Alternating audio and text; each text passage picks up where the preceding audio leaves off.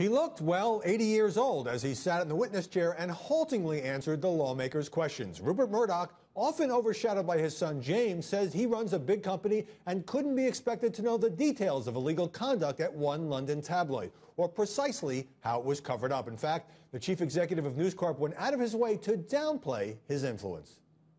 Sometimes I would ring the editor of News of the World on a Saturday night and say, have you got any news tonight? But it was just to keep in touch. I ring the editor of the Sunday Times nearly every Saturday, not to influence what he has to say at all. Perhaps the most penetrating question came from a member of Parliament who wanted to know just where did the buck stop. Mr. Murdoch, do you accept that ultimately you are responsible for this whole fiasco? No.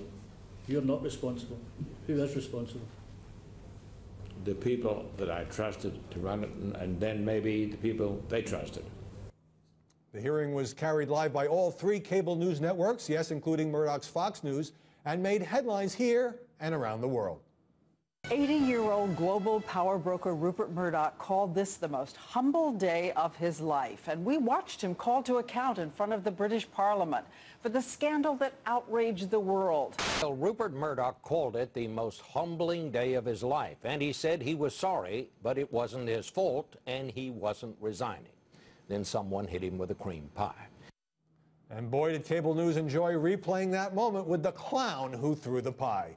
Joining us now to examine the impact of this fast-moving scandal and talk about this week's developments via a video connection from Cambridge, England, John Burns, London bureau chief of the New York Times. In Boston, Paul Farhi, a media reporter for the Washington Post. And in New York, Vicky Ward, contributing editor for Vanity Fair, who has worked for several Murdoch newspapers.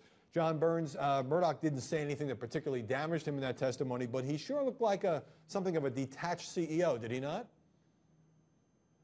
He certainly did. I mean, it's one thing to say that he only called the News of the World editor from time to time and asked him what's doing.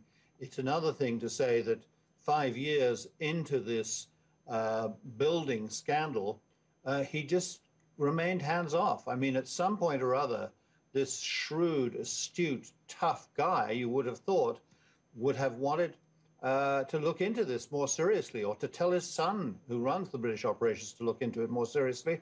So the question arises, of course, did he just stay away because he didn't want his fingerprints on any of this? That is a very good question. And speaking of his son, Paul Farhi, James Murdoch, who did much of the talking at that hearing, said he didn't know about the details of the evidence when he approved a $1.4 million settlement to one of the hacking victims who had sued. And then two former executives of News Corp came out and said, no, that's not right. We told him. So is this a building credibility crisis for the Murdochs right now?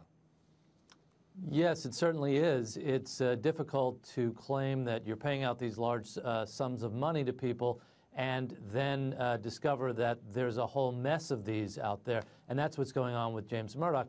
You know, as a CEO of this division, it's his job to know, and he's had several years, as John points out, to know. The fact that he didn't suggests that he's either dumb or he's incompetent. Vicky Ward, you know the Murdoch family. What toll is this taking on Rupert? Well, I think it's taking an enormous toll. It would be very surprising if it wasn't Harry. But I think I'd like to address a few things that have come out that unless you actually have worked for the Murdochs, you don't know. So to take John's point about how could he not know what was going on at the News of the World, quite frankly, Rupert Murdoch, 20 years ago, 30 years ago, when those English papers were his babies, he'd broken the print unions to basically create that empire. Then he did call those newspaper editors all the time. But News Corp has evolved. It's become a much larger, much global company. Those newspapers create a fraction of its wealth, and now I think it's quite legitimate when he says he delegated, and yes, there were problems with that. We now know major problems, but he did delegate, and I think that is a credible statement. Okay, the question remains, as the member of Parliament asked. If Rupert is not responsible, and if James didn't know, then who is responsible? Well, let me move on because I want to play some tape for John Burns about some comments that you may have heard about this from Fox's Bill O'Reilly, who says, of course, anybody who broke the law at the News of the World should be punished. But he also had this to say involving your newspaper.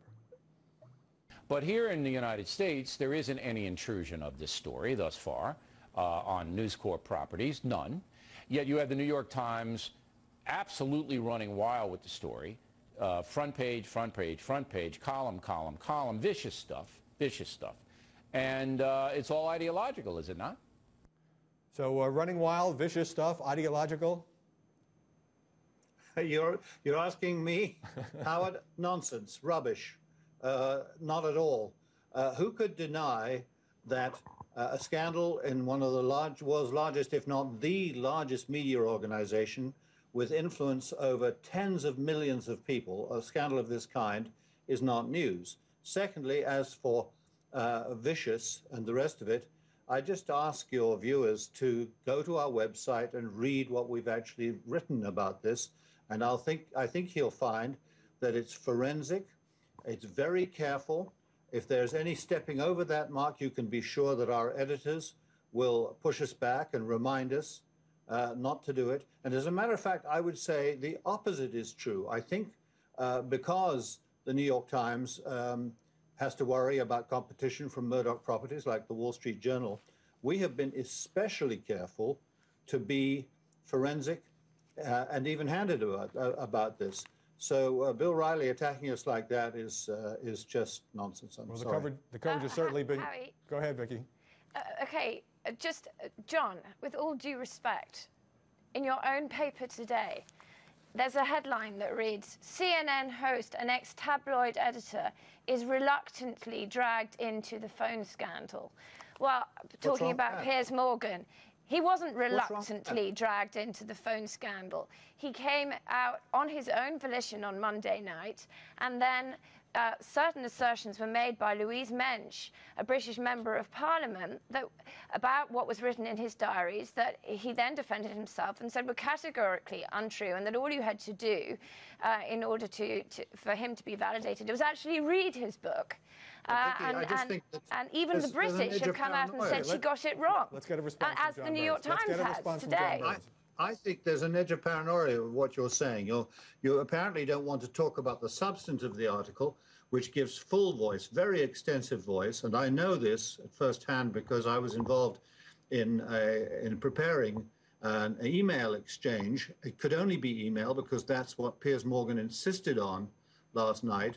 The questions that we put to him, he answered them fully, and we ran a very long story, 2 pages on the website, giving his answers in full. As for the reluctantly dragged in, I'm sure everybody who has been associated with this in any way, whose name has been brought up in any way, would be reluctant to be drawn into it. And I think Piers Morgan would be the first to say, and it certainly was, it was strongly implicit in everything that he said to us on the telephone and by email last night, that he was very reluctant.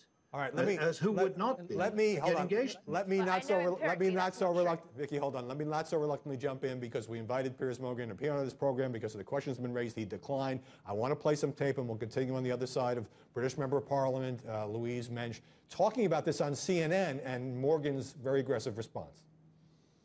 I said what I said in the committee, Wolf, and I'm afraid right now I'm going to say that I can't comment about it outside of the committee room. And I call on you, Ms. Mensch, now to repeat it. Show some balls, repeat what you said about me, and then maybe go and buy a copy of my book, The Insider. She made some very specific claims, and in fact, later on, she repeated them, even down to me apparently giving tutorials in phone hacking, how I'd hacked people myself, how my staff had broken stories of phone hacking, and she has absolutely no evidence for any of this, and she based it on what she claimed I had published in my own volume of diaries. Paul Farhi, let me let you be the arbiter here. There's also a former Telegraph reporter telling London's Independent that he believes that Piers Morgan probably knew about hacking when he was the editor of the Telegraph, for those who are not familiar with his background. But, of course, Morgan puts out that the guy has already gone to jail. How much of a problem is this for Piers Morgan? Well, I don't think it's a problem because Louise Mensch is wrong. It is not in his book. He does not mention hacking. The whole basis of her story is incorrect. The reporter who accused Piers Morgan of hacking is himself accused of insider trading and was involved in a scandal over there in London. He went to jail. Just one thing about Bill. Go ahead. He went to jail for it, convicted. Just one thing about Bill O'Reilly and Fox has some explaining to do as well. They are invested in this story, or not invested in this story, as the case may be. They have covered this story much less, far less, than CNN has or that MSNBC has. And it may well be as a result of their ownership and their competitive position that they have made that editorial judgment not to cover it as much. All right, well, Fox has covered it a little more than in the beginning and certainly did carry the hearings, but the Project for Excellence in Journalism actually did a study July, what are the dates? July 6th to July 15th, in the evening only. You see CNN with 130 minutes, MSNBC with 125 minutes, Fox News with 24 minutes. Vicky Ward, let me ask you, because the Wall Street Journal, which of course Murdoch also owns, had an editorial this week kind of mocking the moral outrage being directed at one company, News Corp, saying lots of tabloids in Britain have engaged in all kinds of outrageous behavior, and yet you have Rupert Murdoch saying this is the humblest day of his life. So which one are we going to believe, that he and the management are sorry, or that this is being made too much of by the rest of the press? Yeah, it's a great question, Harry. I think, and I've spoken about this before, you have a real problem. I believe that Rupert is sincerely appalled and sorry that in the case of Millie Dowler, which was really what brought this scandal about when it was revealed, that a teenage girl's phone was tampered with in order to sell newspapers because readers might think she was still alive, and her parents. Are the critics going overboard, as the Wall Street Journal editorial suggests? Well, I have only a few seconds here. Okay. The Wall Street Journal have the right to say that, I think, because there are plenty of other stories in your own country. Watergate, the Pentagon Papers. And in England, the Daily Telegraph 2 years ago, you paid for stolen records to expose MPs' stolen expenses. So there is a certain complicitness in Britain and here that sometimes illegal means are justified to use the ends, not when a girl has been murdered. John, but where is the line? Gotta jump in. Where is the line? Got to jump in. John Burns, quick final thought on whether the coverage has been a little overheated? No, I don't think so at all. I can only say again to your viewers who care about this, and I'm sure many do, please go to our website or go to copies of our print editions, today's and the last weeks and months, and make your own judgment. I think you'll see that in the tradition of the New York Times, it's very, very balanced and very careful. And we have said more than once, that Mr. Murdoch deserves great credit in many respects for what he's done for British newspapering. In fact, in the 1980s, by confronting the unions here, he may have saved the Times of London and other titles that he now owns. All right, so we have tried at every turn to be even-handed.